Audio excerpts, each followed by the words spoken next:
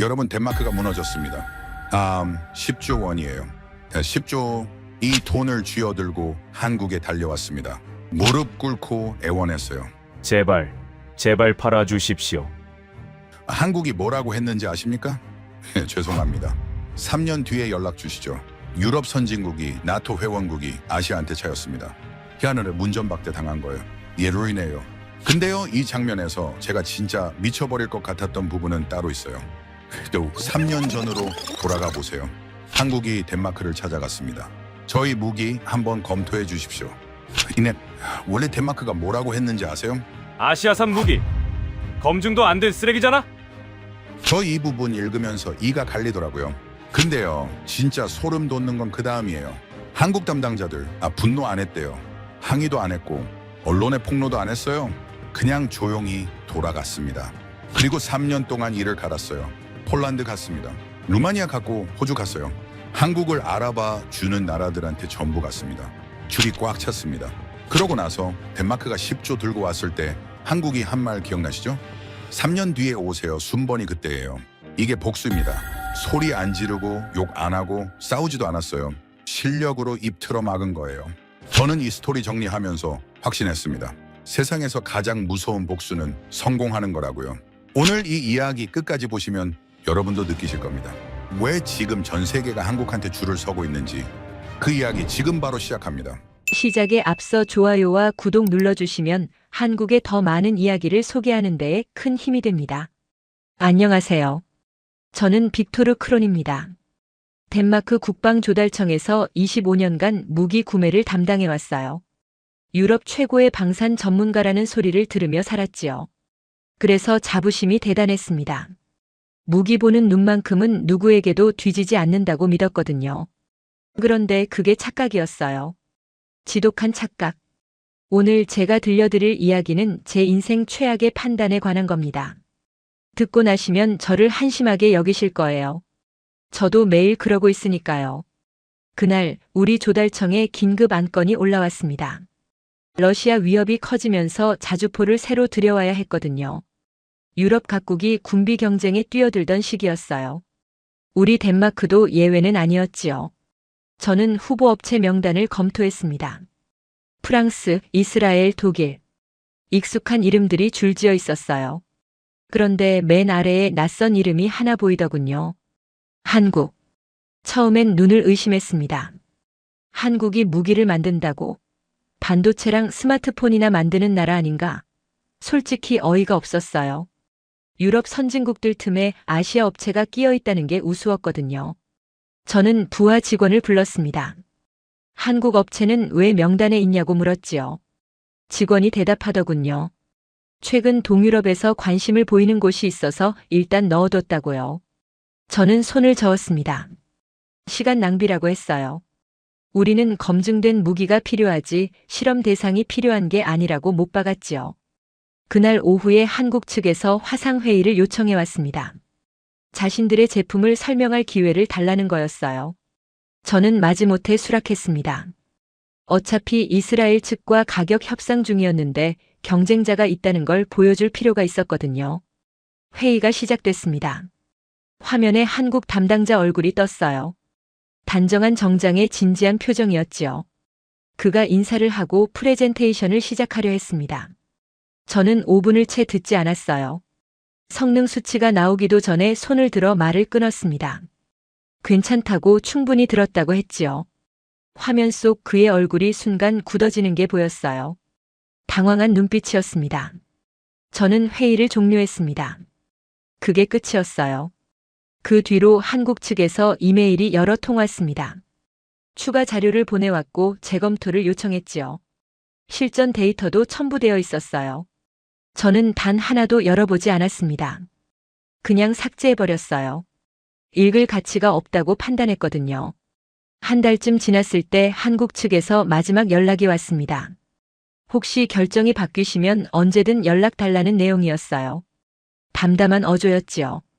저는 코웃음을 쳤습니다. 대단한 자신감이라고 생각했어요. 이미 문을 닫아버린 상대에게 저런 말을 하다니요. 그날 저녁 저는 집에 돌아와 아내에게 자랑했습니다. 불필요한 업체를 정리하고 협상력을 높였다고요. 아내가 웃으며 잘했다고 하더군요.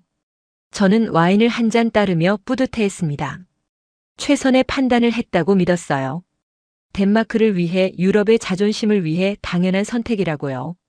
얼마 뒤 우리는 이스라엘 업체와 정식 계약을 맺었습니다. 성대한 서명식도 열었지요. 신문에도 대서특필됐어요. 저는 승리자가 된 기분이었습니다. 그런데 바로 그 시기에 이상한 소식이 들려왔습니다. 폴란드가 한국과 대규모 계약을 맺었다는 거예요. 제가 문전박대했던 바로 그 업체와요. 저는 비웃었습니다. 폴란드는 급하니까 아무거나 사는 거라고요. 우리는 다르다고 신중하게 최고를 선택한 거라고 스스로를 위로했지요. 그게 얼마나 오만한 생각이었는지 그때는 정말 몰랐습니다. 한국을 깔보고 무시하고 쫓아낸 그날의 판단이 어떤 결과를 가져올지 상상도 못했어요. 지금 생각하면 그날이 모든 비극의 시작이었습니다.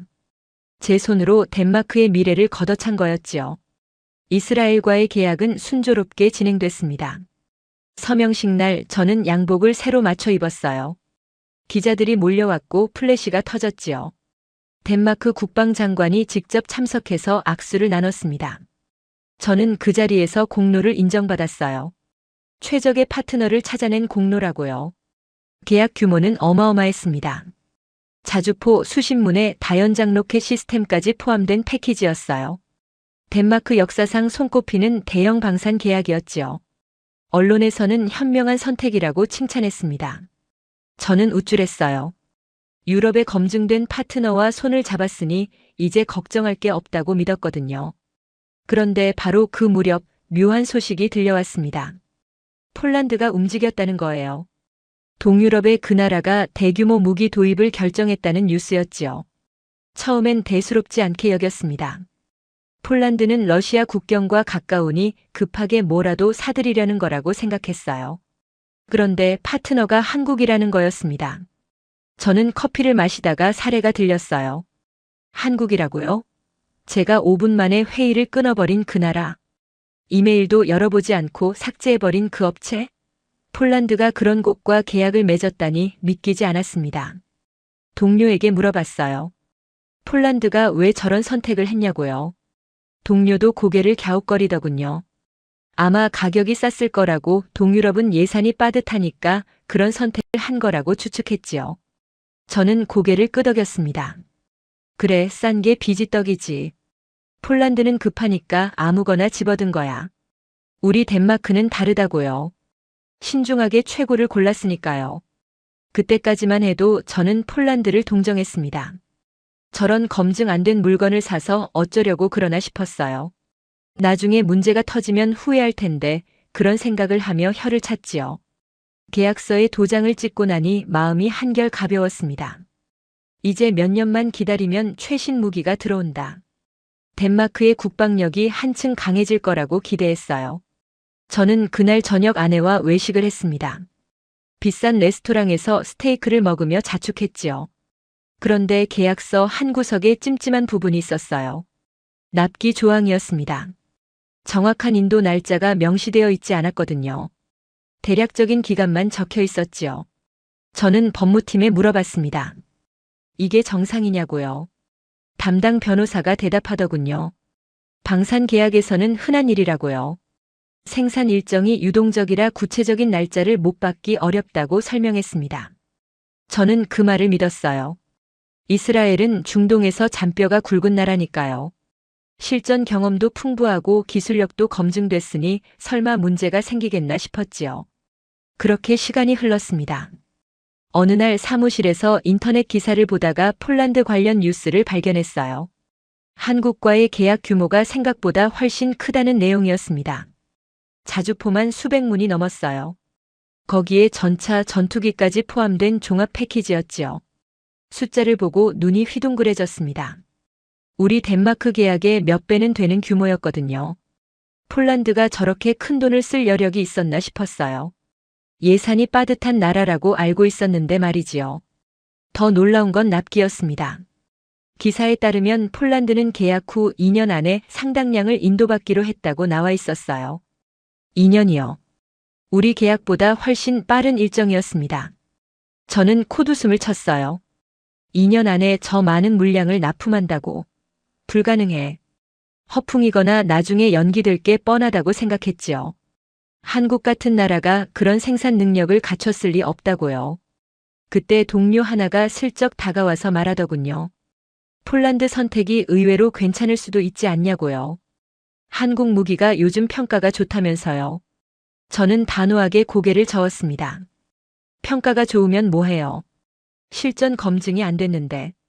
유럽 환경에서 제대로 작동할지 누가 알아요. 우리는 그런 모험을 할 수 없다고 잘라 말했지요. 동료는 더 이상 말하지 않았습니다. 저는 그 대화를 금세 잊어버렸어요. 폴란드 따위는 신경 쓸 가치가 없다고 여겼거든요. 우리는 우리 길을 가면 되는 거였습니다. 그 무렵 저는 승승장구하고 있었어요. 대형 계약을 성사시킨 공로로 인사평가에서 최고점을 받았습니다. 동료들 사이에서 인정받았고 상사에게도 칭찬을 들었지요. 저는 자신감에 차 있었습니다. 점심시간마다 동료들과 모여 잡담을 나눴어요.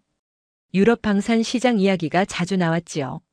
누군가 한국 얘기를 꺼낼 때마다 저는 손사래를 쳤습니다.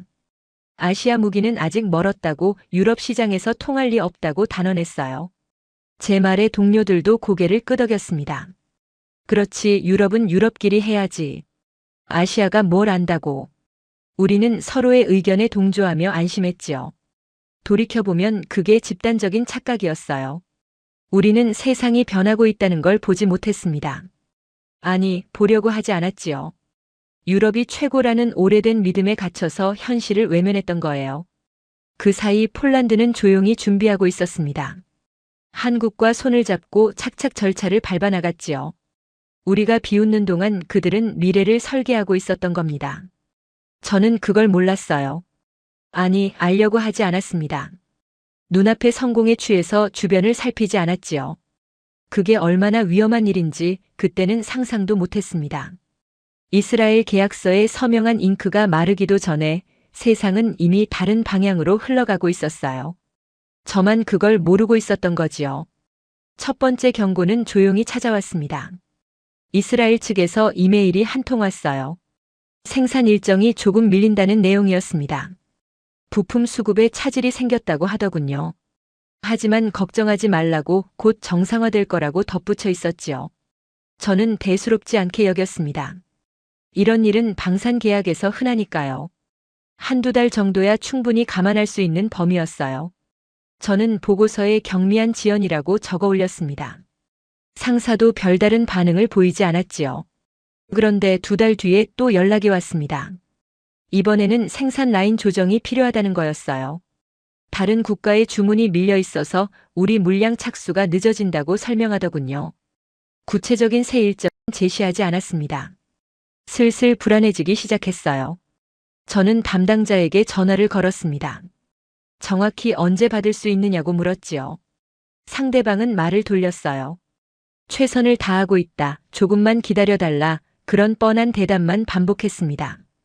답답했지만 더 밀어붙일 수가 없었어요. 계약서에 구체적인 납기가 명시되어 있지 않았으니까요. 법적으로 따질 근거가 약했던 거지요. 저는 속으로만 조바심을 삼켰습니다. 그 무렵 이상한 소문이 돌기 시작했어요. 이스라엘 업체가 다른 나라 계약도 줄줄이 지연시키고 있다는 거였습니다. 우리만 그런 게 아니었던 거지요. 전 세계적으로 수요가 폭발하면서 생산이 따라가지 못하고 있다는 분석이 나왔습니다. 우크라이나 전쟁 탓이었어요. 각국이 앞다투어 무기를 사들이면서 모든 업체의 주물량이 폭주했거든요. 생산 능력이 한계에 달한 거였지요. 저는 그제야 심각성을 깨달았습니다. 우리가 줄을 잘못 선 건 아닐까 하는 의문이 스멀스멀 피어올랐어요. 하지만 인정하기 싫었습니다. 제가 내린 결정이 틀렸다고 인정하면 그동안의 자부심이 무너지는 거니까요. 상사에게 보고를 했습니다. 솔직하게 말했어요. 상황이 좋지 않다고, 납기가 불투명하다고요. 상사의 표정이 굳어지더군요. 하지만 뭐라고 하진 않았어요. 지켜보자고만 했습니다. 그때 또 폴란드 뉴스가 들려왔어요. 폴란드가 한국에서 첫 물량을 인도받았다는 거였습니다. 계약한 지 1년밖에 안 됐는데 벌써 받았다고요. 저는 처음에 오보일 거라고 생각했어요. 그렇게 빨리 납품하는 게 가능할 리 없다고요. 그런데 사진까지 올라왔습니다. 폴란드 군인들이 새 자주포 앞에서 환호하는 모습이었지요. 웃고 있었어요. 진짜였습니다. 가슴이 철렁 내려앉았어요. 우리는 아직 첫 물량도 못 받았는데 폴란드는 벌써 실물을 굴리고 있었습니다. 같은 시기에 출발했는데 결과가 이렇게 달랐던 거지요. 동료들 사이에서 수군거림이 시작됐습니다. 폴란드 이야기가 자주 나왔어요. 누군가 조심스럽게 말하더군요. 우리도 한국 것으로 갈 걸 그랬냐고요. 저는 반박했습니다. 품질이 다르다고 실전 검증이 안 됐다고요. 하지만 목소리에 힘이 없었어요. 확신이 흔들리고 있었거든요. 이스라엘 측에 다시 연락했습니다. 강하게 항의했어요. 도대체 언제 주냐고, 이러다 우리 국방에 구멍이 뚫리면 어쩔 거냐고요. 상대방은 미안하다고만 했습니다. 전 세계적인 수요 폭발 때문이라고, 어쩔 수 없다고요. 조금만 더 기다려달라는 말을 또 반복했지요. 기다리라니요. 언제까지요? 1년? 2년? 3년? 아무도 답을 주지 않았습니다. 저는 그날 밤 잠을 설쳤어요. 천장을 바라보며 생각했습니다. 내가 뭘 잘못한 걸까? 어디서부터 어긋난 걸까? 한국을 쫓아낸 그날이 자꾸 떠올랐습니다. 화상회의 5분 만에 끊어버린 그 순간이요. 이메일 열어보지도 않고 삭제해버린 그 판단이요. 그때 10분만 더 들어봤더라면, 편견을 버리고 자료라도 검토했더라면, 지금 우리도 폴란드처럼 웃고 있었을까요?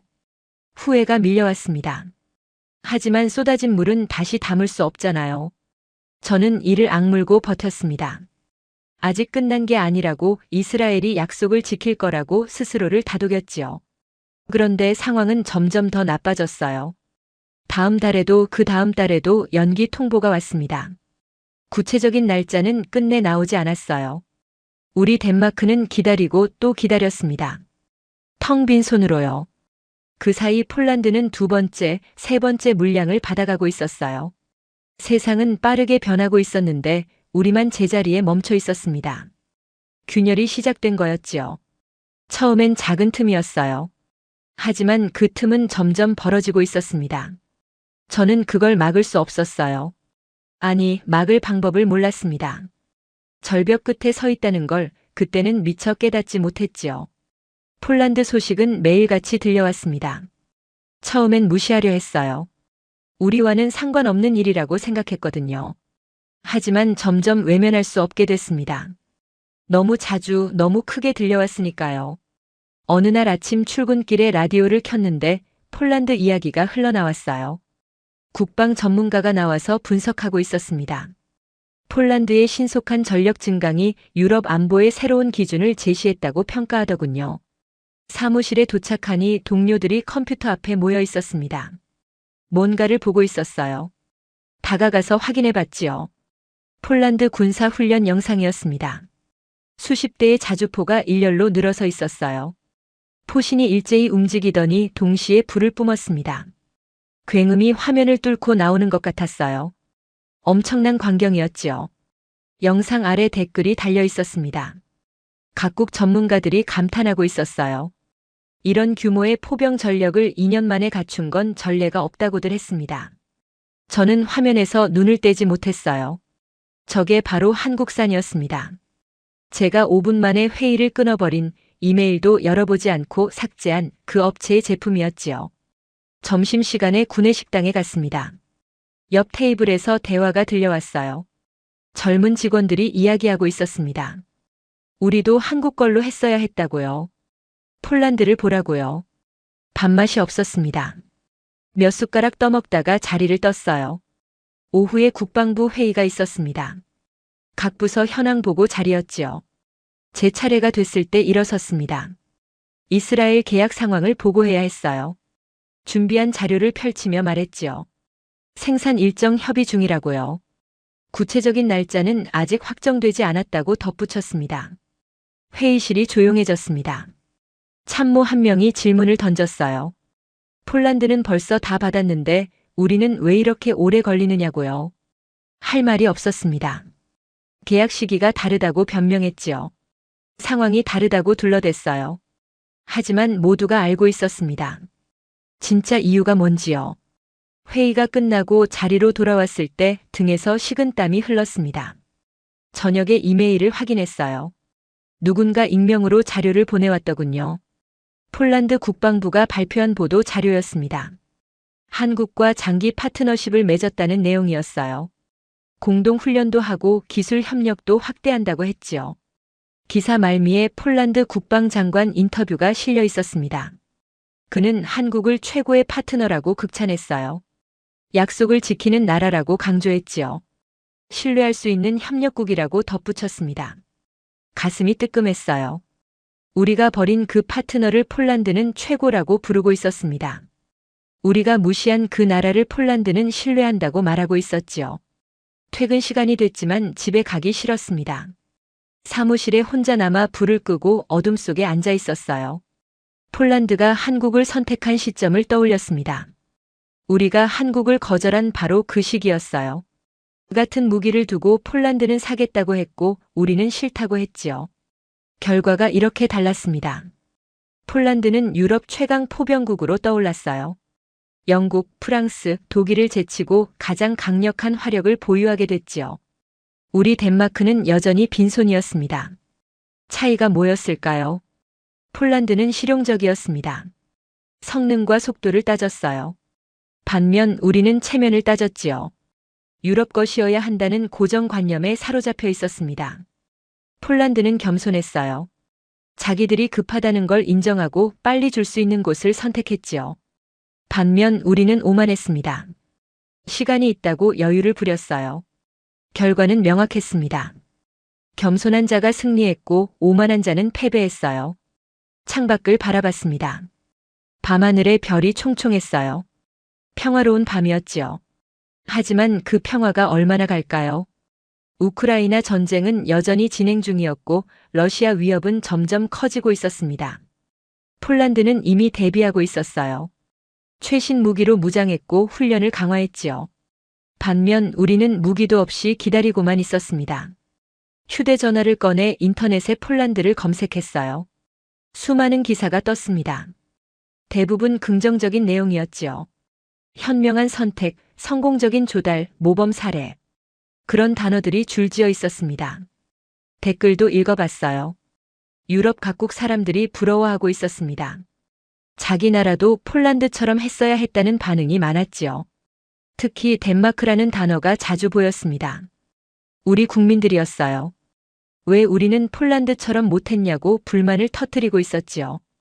여론이 악화되고 있었습니다. 저는 그날 밤 한숨도 못 잤어요. 뒤척이다가 새벽이 되어서야 잠깐 눈을 붙였습니다. 꿈에서도 폴란드 자주포가 보이더군요. 불을 뿜으며 진격하는 모습이요. 눈을 떴을 때 온몸이 땀에 젖어 있었습니다. 폴란드의 성공은 우리의 실패를 더욱 도드라지게 만들었어요. 비교 대상이 생겨버린 거지요. 같은 출발선에서 시작해서 정반대 결과를 낳았으니 변명의 여지가 없었습니다. 저는 점점 궁지에 몰리고 있었어요. 사방에서 압박이 밀려왔지요. 도망칠 곳이 없었습니다. 폭풍은 예상치 못한 곳에서 시작됐습니다. 어느 날 아침 출근하니 사무실 분위기가 심상치 않았어요.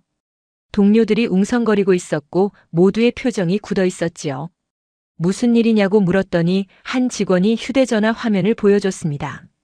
뉴스 기사였어요. 제목이 눈에 확 들어왔습니다. 덴마크 국방부 조달 의혹이라고 적혀 있었지요. 기사 내용은 충격적이었습니다. 우리가 이스라엘 업체를 선택한 과정에 문제가 있다는 거였어요. 특히 한국 업체를 부당하게 배제했다는 의혹이 제기됐지요. 절차가 불투명했다, 사전에 결정이 나 있었다. 그런 주장들이 나열되어 있었습니다. 심장이 덜컥 내려앉았어요. 긴급 대책 회의가 소집됐습니다. 법무팀, 홍보팀이 모두 모였지요. 어떻게 대응할지 논의했습니다. 홍보팀장이 말했어요. 일단 부인하자고요. 근거 없는 의혹이라고 발표하자고 했습니다. 하지만 법무팀장이 반대했어요. 기자가 증거를 갖고 있다고 주장하는데 무작정 부인하면 역효과라고 지적했지요. 결국 진상조사에 협조하겠다는 입장을 내기로 했습니다.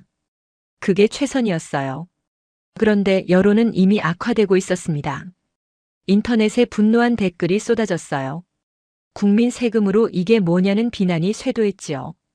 특히 폴란드 사례와 비교하는 글이 많았습니다. 폴란드는 제대로 된 무기를 받았는데 우리는 뭐하고 있냐는 거였어요. 며칠 뒤 검찰이 움직였습니다. 국방부를 전격 압수수색했어요. 수십 명의 수사관이 들이닥쳤습니다. 제 사무실도 수색 대상이었지요. 컴퓨터가 압수됐고 서류 캐비닛도 모두 뒤져졌습니다. 수사관 앞에 서 있는데 다리가 후들거렸어요. 이메일 기록을 모두 제출해야 했습니다. 한국 측과 주고받은 내용도 포함됐지요. 제가 삭제한 이메일들이 복구돼서 증거로 제출됐습니다. 회의록도 압수됐어요. 한국을 검토 대상에서 제외한다고 적힌 문서들이요. 당시엔 당연한 결정이라고 생각했는데 이제는 증거가 되어버렸습니다. 저도 소환됐어요. 검찰 조사실에 앉아 있는데 심장이 터질 것 같았습니다. 검사가 물었어요. 한국 업체를 왜 배제했냐고요. 기술적 판단이었다고 답했습니다. 성능과 신뢰성을 고려한 결정이라고 설명했지요. 하지만 검사는 고개를 저었어요. 폴란드 사례를 들이밀었습니다. 한국 무기가 우수하다는 게 이미 입증됐는데 왜 검토조차 안 했냐고 추궁했지요. 할 말이 없었습니다. 당시에는 유럽 것이 낫다고 판단했다고, 한국은 경험이 부족하다고 생각했다고 고백할 수밖에 없었어요. 검사가 다시 물었습니다. 그게 개인적 판단이냐 아니면 위에서 지시받은 거냐고요. 신문은 몇 시간이나 이어졌습니다. 같은 질문이 반복됐지요. 조사가 끝나고 나왔을 때 온몸에 땀이 흘렀습니다. 건물 밖에 기자들이 기다리고 있었어요. 카메라가 저를 향했지요. 고개를 숙이고 빠르게 지나쳤습니다. 다음 날 신문에 제 사진이 실렸어요.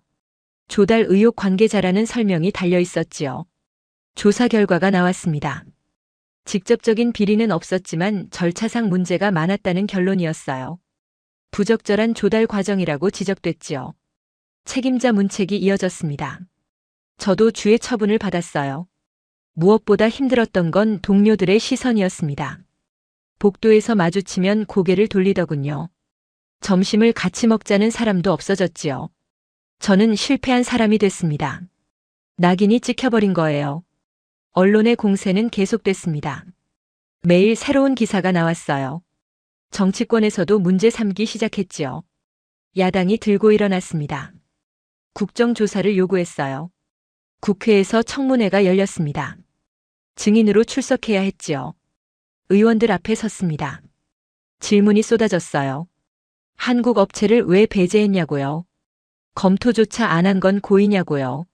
하나하나 답변했습니다. 의도는 없었다고, 최선의 판단이었다고 변명했지요. 하지만 의원들은 믿지 않았습니다.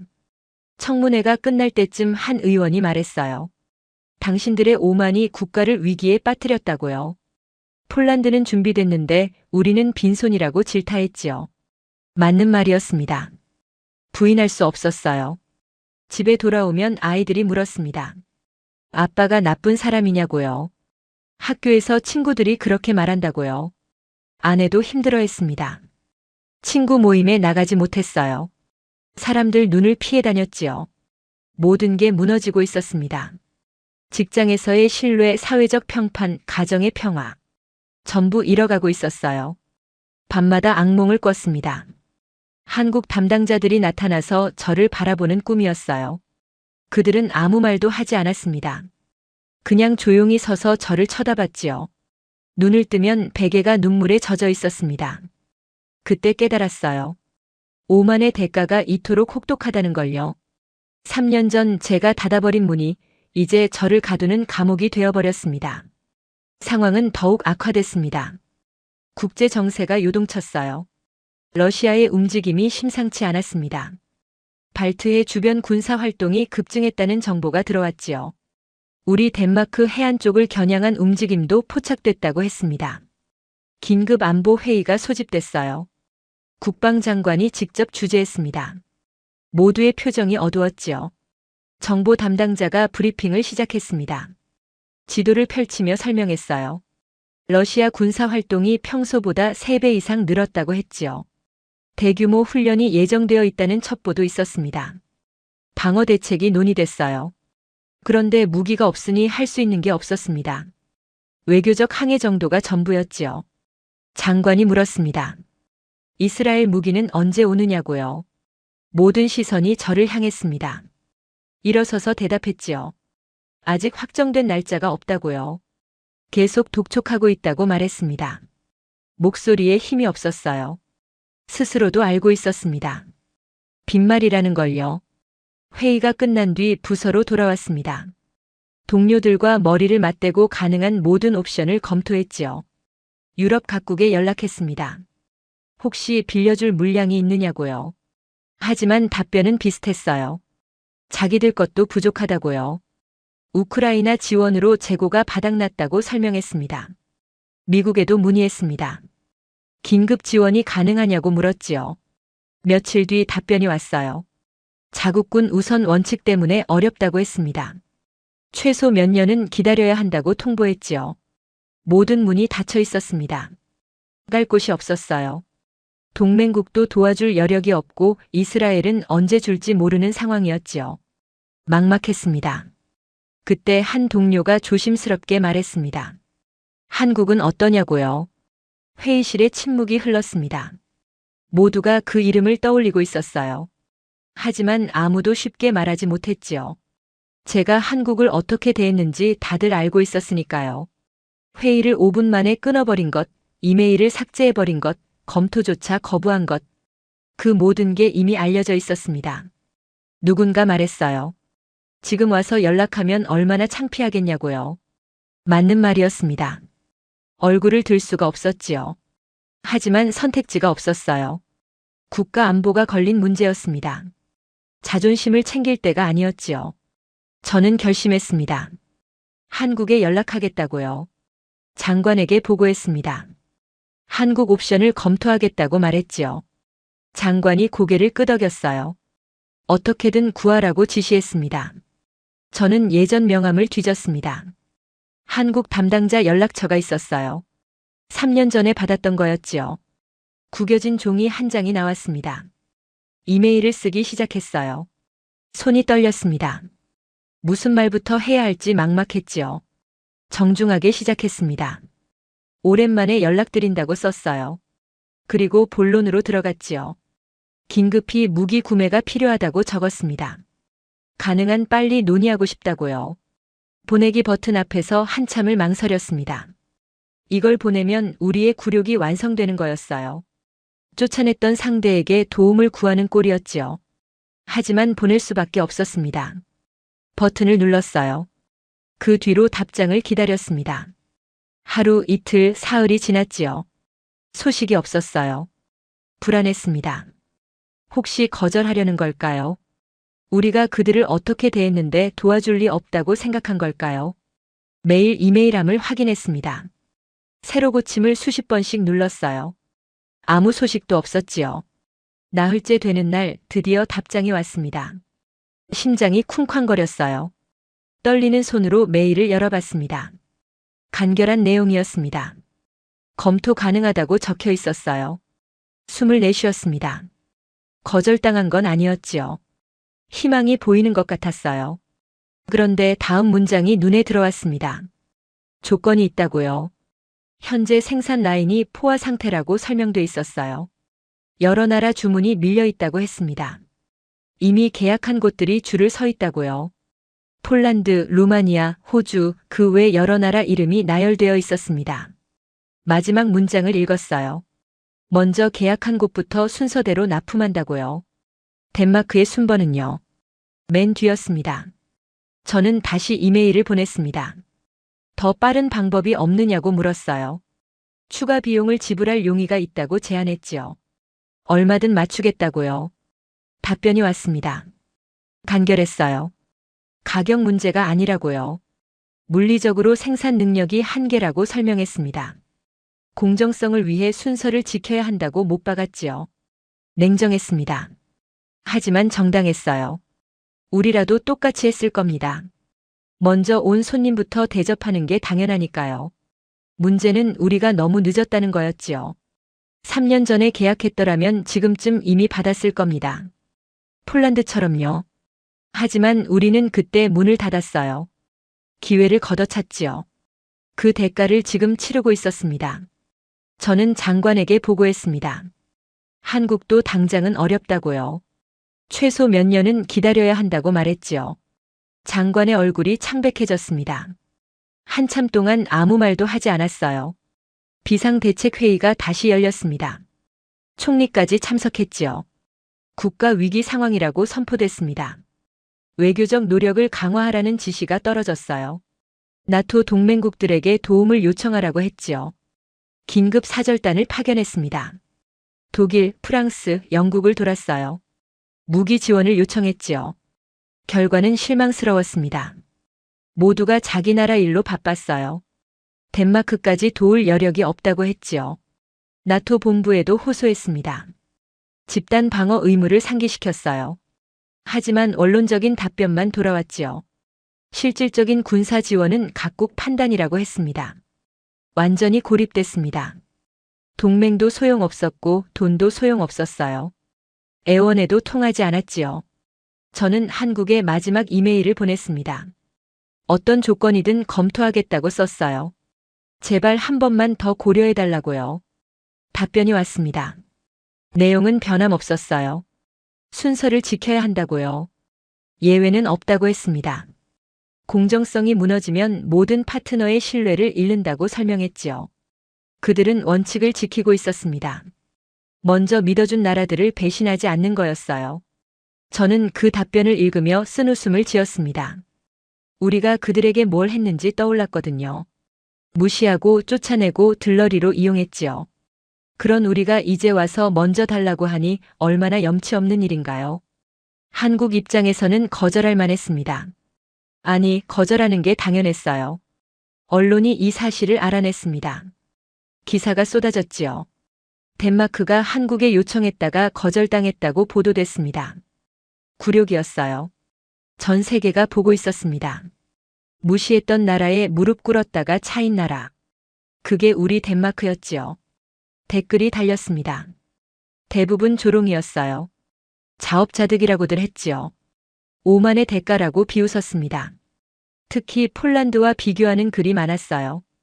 폴란드는 겸손해서 성공했고 덴마크는 오만해서 실패했다고 분석했지요.